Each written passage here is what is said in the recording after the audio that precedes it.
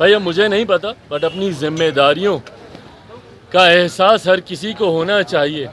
महत्वपूर्ण सत्र है और हर सत्र महत्वपूर्ण होता है। ऐसे में विपक्ष के नेता की भूमिका और ज़्यादा महत्वपूर्ण हो जाती है।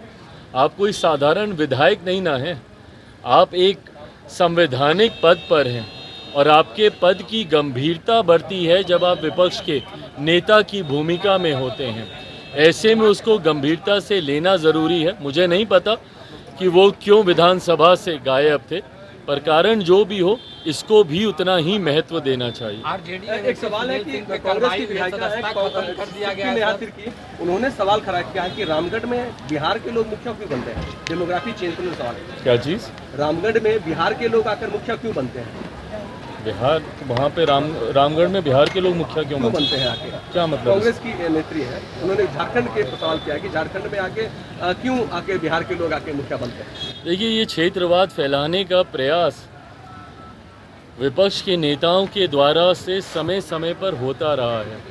कभी जाति के आधार पर, कभी धर्म के आधार पर, कभी क्षेत्र के आधार पर।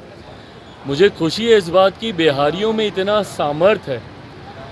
आप सबसे बड़े पदों से लेकर एक मजदूर की श्रेणी में भी आप देखिएगा तो देश के हर राज्य में एक महत्वपूर्ण भूमिका बिहारी निभाते हैं। आप बड़े बड़े बिजनेस हाउसेज में चले जाइए, वहाँ पर आपको बिहारी मिलेंगे। बड़े बड़े मीडिया हाउसेज में आप चले जाइए, बड़े बड़े पदों पर वहाँ पर आपको बिहारी मिलेंगे। कहने की ज़रूरत नहीं है, सबसे ज़्यादा IAS IPS ऑफिसर्स हमारे बिहार से आते हैं। बड़े बड़े अधिकारियों के पद पर विभिन्न राज्यों में, कल नीति आयोग की बैठक में हम मौजूद, वहाँ पर भी कई ऐसे बड़े अधिकारी जो विभिन्न राज्यों में बड़े पद पर हैं, उन्होंने भी आकर जब अपना परिचय दिया तो उन्होंने बताया कि वो भी बिहार से हैं।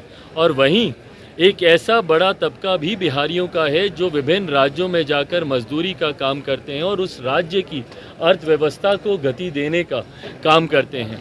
ऐसे में मुझे गर्व होता है एक बिहारी होने के नाते कि बिहारी इतने सक्षम हैं जो आज देश के अलग अलग कोने में भी अपना झंडा बुलंदी से वो फहराने का काम कर रहे हैं। पर जो लोग ऐसी टिप्पणी करते हैं वो लोग सिर्फ क्षेत्रवाद के आधार पर बांटने की साजिश करते हैं।